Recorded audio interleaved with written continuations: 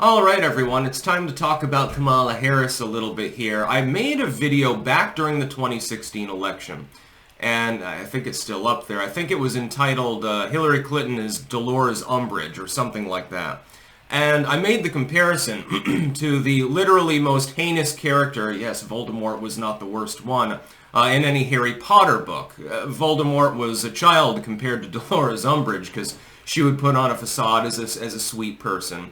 And then be tyrannical and sadistic and the most disliked character probably in the canon of Harry Potter. J.K. Rowling getting, hashtag canceled all the time these days. Wonder why. Rebellion is not a good thing when liberals are in office. I think that's basically the point. Kamala Harris is basically the same. Now imagine that you took Hillary Clinton. She's the prototype. She's the template. De-age her by about 20 years, make her of a darker skin complexion, and then swirl your fingers around in her brain so she's slightly brain damaged, and take away her rhetorical skills, you would end up with Kamala Harris. The same thing. Kamala Harris is just the younger BIPOC version of Hillary Clinton, minus the intelligence and minus the rhetorical skill. To her credit, and it pains me to say that Hillary Clinton should get credit for anything, she is rhetorically talented. She's reasonably well-spoken. And she's cunning. She's maybe in a manipulative sense, but she's got an intelligence that's actually there. If you were to dumb down Hillary Clinton by 40 IQ points, I guess that would be the approximation of how you would get Kamala Harris. That and of course, Hillary Clinton didn't suck dicks to get her way to the top. Bill Clinton was the one doing the dicking on the side.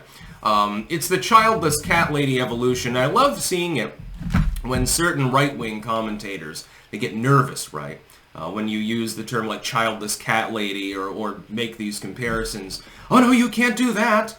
No, let's throttle back this negative messaging. Okay, so in other words, Trump can be likened to the retarded version of Adolf Hitler, be called a pedo, and literally everything under the sun. I don't know that there's an insult under the sun that he hasn't been called yet. Extending to his entire family, everyone associated with him, and everyone that fucking supports him. Like Kamala effectively coming out and doing the garbage people thing the other day.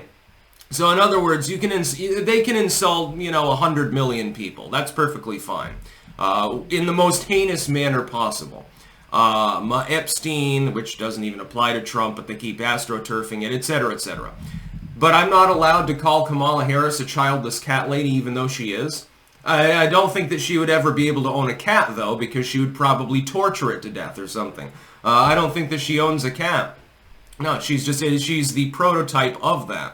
It's like I talked about Hillary Clinton being devolving into the angry old woman that sits on her porch in the rocking chair and yells at the local kids to get the fuck off her lawn or something like that. That's going to be Kamala in 20 years. Except that she's got the idpol privilege, actually. That's the only privilege, by the way, that's actually generally applicable these days under DEI. If you happen to have a darker skin complexion than your competitor, you're more likely to prevail.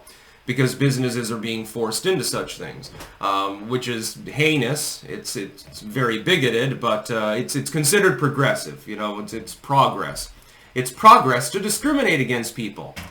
Where have we heard that? Oh, that's right. That was the Democratic Party the last time around too. They just decided to invert the races and the genders that they were deciding to disadvantage. Very, very interesting. They just can't leave off of it.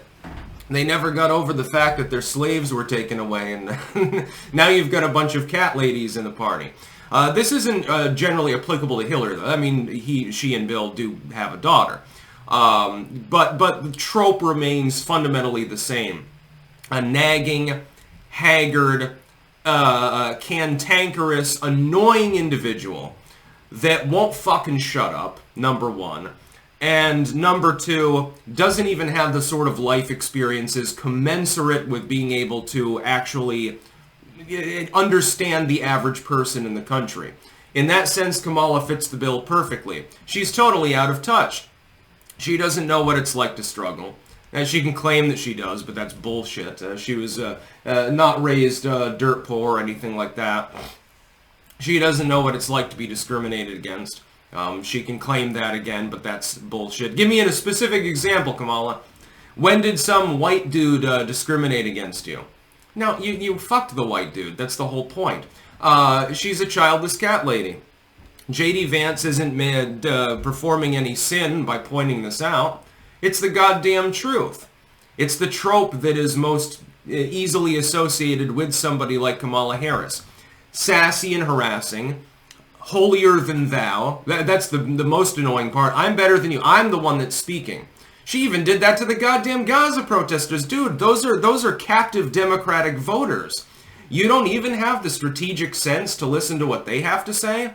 Or to at least, just be silent on the podium for a minute, put your hands down, let them get escorted out.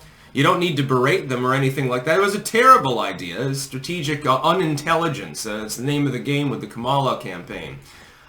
She's basically a younger, less intelligent, BIPOC version of Hillary Clinton, who in turn is basically like the real-life version of Dolores Umbridge.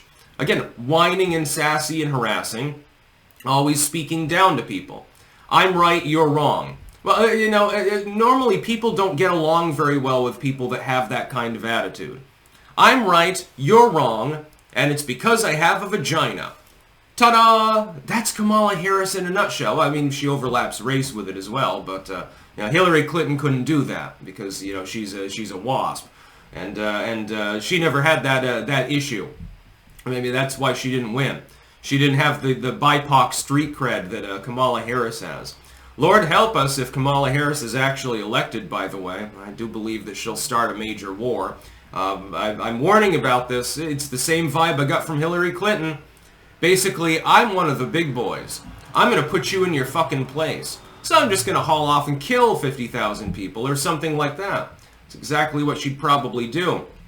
I wish that I could say that I was joking or being hyperbolic, but this is a jovial channel. Sometimes I crack jokes or I be sarcastic or something like that. I'm not being sarcastic when I say that Kamala Harris genuinely fucking scares me. She comes off as a total psycho.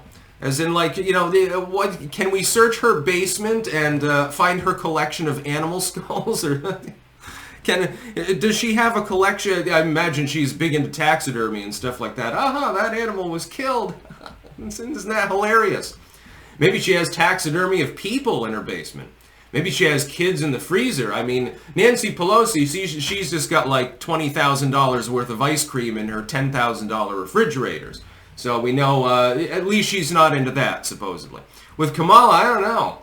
I think that if you checked around in her freezers, you might find some weird shit. Let's see. Here we've got some ground beef, frozen carrot mix. Oh, it's a severed hand. That wouldn't even surprise me. She's fucking creepy. And she's even creepier than Hillary Clinton. Like, I mean, the Clintons like to allegedly have the people around them randomly mafiosoed, but with Kamala Harris, it's probably even worse. Be like that scene from the Hell of a Boss pilot there, where the kids are in the room and there's all sorts of, like, dead people with their skin stretched out on the walls and bones everywhere and stuff like that. It wouldn't surprise me. The fact that it legitimately wouldn't surprise me is goddamn frightening. That's about all. Peace out.